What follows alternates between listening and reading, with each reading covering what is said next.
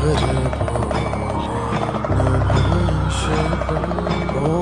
Namah Shivaya. Om Namah Shivaya.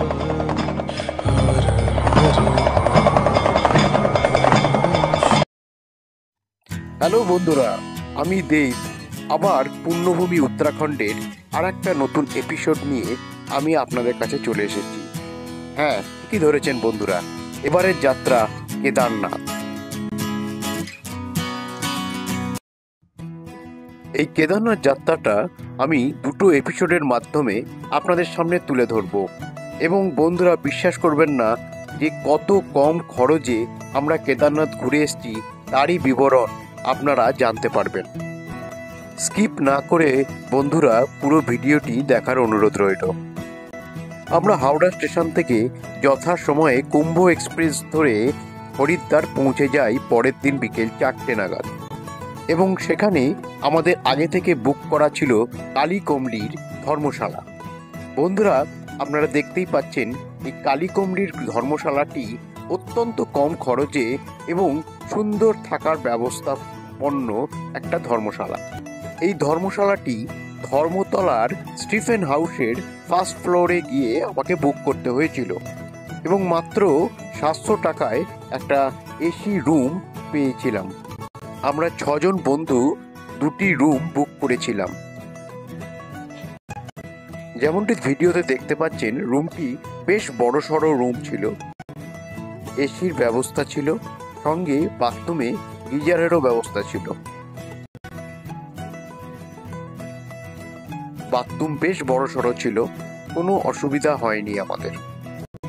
এই কালীকমলি guest হাউসটা just Haridwar station থেকে বেরিয়েই পায়ে হেঁটে 5 মিনিটের মধ্যে আপনারা পৌঁছে যেতে পারবেন। আমরা হরিদ্বার থেকে সোনপ্রয়াগ এই যাত্রাটি সম্পূর্ণ করেছিলাম একটি বড় ইনোভা কার বুক করে। যদিও আপনারা চাইলে হরিদ্বার বাস স্ট্যান্ড থেকে সোজা সোনপ্রয়াগের বাসও ধরে নিতে পারেন। সেক্ষেত্রে ভাড়া 850 থেকে 900 টাকার মধ্যে পাবেন। আমরা এই ইনোভা কারটি মাত্র 6500 টাকায় বুক করি। এরপর ইনোভা গাড়িতে সমস্ত লাগেজ তুলে দিয়ে চা বিস্কুট খেয়ে আমরা আমাদের সেই পূর্ণ যাত্রা শুরু করে ফেলি। এই কেদারনাথ ভ্রমণ আমার দ্বিতীয়বার হলেও আমার সমস্ত বন্ধুদের এটি প্রথমবারের মতো ছিল।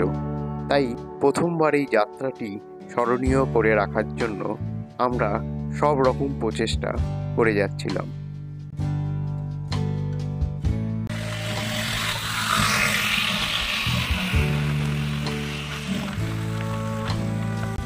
হরিদ্বার আমার খুব ভালো লাগে, কারণ এখানকার আবহাওয়া সত্যি খুবই স্বাস্থ্যকর। আমরা চারিদিকে অপূর্ব সৌন্দর্য দেখতে দেখতে এগিয়ে চললাম ঋষিকেশের দিকে। হরিদ্বার থেকে ঋষিকেশ যেতে খুব জোর 20 থেকে 30 মিনিট সময় লাগে। আপনারা যেতে যেতে দেখতে পেলাম সেই হরিদ্বারের আইকনিক সুবিশাল মহাদেবের স্ট্যাচু। গতকাল আমাদের ট্রেন লেট করার জন্য আমরা হরিদ্বারের হরকিরিক ঘাটে পৌঁছাতে পারিনি। সেদিনকে আমরা হোটেলেই রাত্রির কাটিয়েছিলাম। তাই প্ল্যান আছে ফেরার পথে অতি অবশ্যই হরিদ্বার হয়ে যাব। পরে ভিডিওটি আপনাদেরকে শেয়ার করব।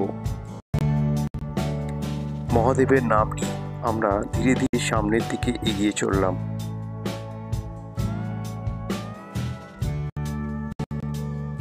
আমাদের এই যাত্রায় পেছনে বিবেক, পাশে বিপ্লবদা, প্রশান্ত, আদিত্য এবং দিব্যেন্দুদা, আর পাশে যাকে দেখছেন সে ড্রাইভার সচিন। এর ফোন নাম্বার আমি স্ক্রিনে দিয়ে রাখলাম। খুবই ভালো ড্রাইভ, আপনারা গেলে যোগাযোগ করে নেবেন। এই ড্রাইভারটি কিন্তু আমাদের পুরো ভ্রমণে সঙ্গে বন্ধুর মতো মিশে গেছিল।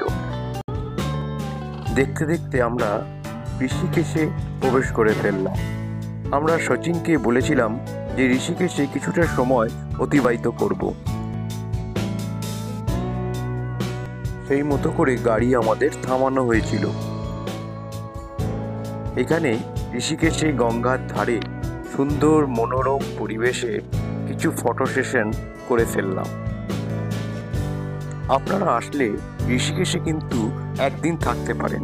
এখানে অনেক কিছু দেখার আছে, তপবন থেকে আরম্ভ করে অনেক কিছু, লক্ষ্মণ ঝোলা, রাম ঝোলা। আমরা অবশ্য সময়ের অভাবের জন্য ঋষিকেশে থামিনি। আমাদের গাড়ি পুনরায় এগিয়ে চলল আমাদের গন্তব্য কেদারনাথের দিকে। আপনাদেরকে একটা কথা বলে রাখা এখানে ভালো, আপনারা যদি এই হরিদ্বার থেকে কেদারনাথ বা তুঙ্গনাথ বা মধ্যমহেশ্বর যে কোনো জায়গায় যাবেন, তাহলে অবশ্যই আগস্ট মাসটা পার করে সেপ্টেম্বর বা অক্টোবর মাসের দিকে যাবেন। দেখতে দেখতে আমাদের গাড়ি পৌঁছে গেল পূর্ণ দেবপ্রয়াগের কাছে। আপনারা দেখতে পাচ্ছেন যে এখানে দুটো নদীর কি সুন্দর একটা মিলনস্থল। এখানে অলকানন্দা এবং ভাগীরথী, এই জায়গাটি দেবপ্রয়াগ। সবুজ রঙের যে জলটি দেখতে পাচ্ছেন, এটি হচ্ছে ভাগীরথীর, আর তার ডান দিকেই ঘোলাটে যে জলটা, সেই নদীটি হচ্ছে অলকানন্দা। এই দুটি নদী দেবপ্রয়াগে মিলিত হয়ে জন্ম দেয় গঙ্গার। আমরা যদিও গঙ্গার উৎপত্তিস্থল গঙ্গোত্রী জানলেও আসলে কিন্তু গঙ্গার উৎপত্তিস্থল এই দেবপ্রয়াগ।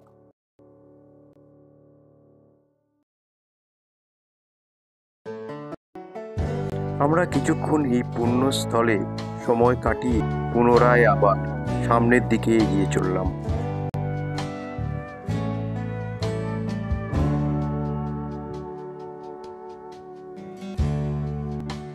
দেখতে দেখতেই আমাদের পরবর্তী গন্তব্যস্থল শ্রীনগরে এসে পৌঁছালাম।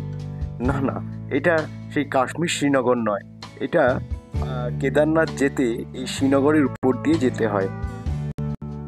সময় একটা পেরিয়ে যাওয়ায় আমরা এই শ্রীনগরেই আমাদের লাঞ্চটা সেরে ফেললাম।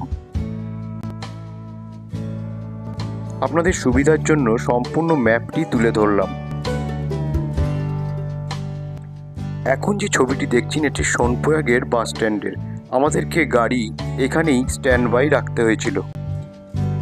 সোনপ্রয়াগ থেকে আলাদা টেকারে করে গৌরীকুণ্ড পৌঁছাতে হয়। আমাদের গৌরীকুণ্ডে জিএমভিএন এর রুম বুক করা ছিল পূর্বে থেকেই। এখানকার জিএমভিএন এর রুমগুলি মাত্র 900 টাকায় আমরা ডরমেটরি বুক করেছিলাম। আপনারাও করে রাখবেন, এতে সুবিধাই আছে। সন্ধেবেলাটা গৌরীকুণ্ডে আমরা ঘুরে আসি। এখানে গরম জল ঠান্ডা জলের একটি উষ্ণ প্রস্রবণ রয়েছে। যদিও গৌরীকুণ্ডে প্রচুর হোটেল অ্যাভেলেবেল আছে, ভালোভাবে খুঁজলে সেখানে আপনারা 600 থেকে 3000 টাকার ভেতর সমস্ত রকম হোটেল পেয়ে যেতে পারেন। তবে যত তাড়াতাড়ি পৌঁছাতে পারবেন ততই ভালো, তা নাহলে রুমগুলো সব বুক হয়ে যায়। আমাদের জিএমভিএন এর রুমগুলি খুবই ভালো ছিল এবং পরিষ্কার পরিচ্ছন্ন। সন্ধ্যের দিকে কিন্তু গৌরীকুণ্ডে বেশ ঠান্ডা লাগে। আমরা চা এবং তেলে ভাজা দিয়ে সন্ধ্যেটা কাটালাম। এরপর বেশি বিলম্ব না করে রাত্রের ডিনারটাও সেরে ফেললাম। বন্ধুরা, হাওড়া থেকে গৌরীকুণ্ড অবধি এই ভিডিওটি শেষ করা হলো। এর পরবর্তী এপিসোডে কেদারনাথে গিয়ে কি হলো, কিভাবে থাকলাম, কেমন থাকলাম, সমস্ত ডিটেলস তুলে ধরব। ভিডিওটি ভালো লাগলে লাইক, শেয়ার এবং সাবস্ক্রাইব করতে ভুলবেন না।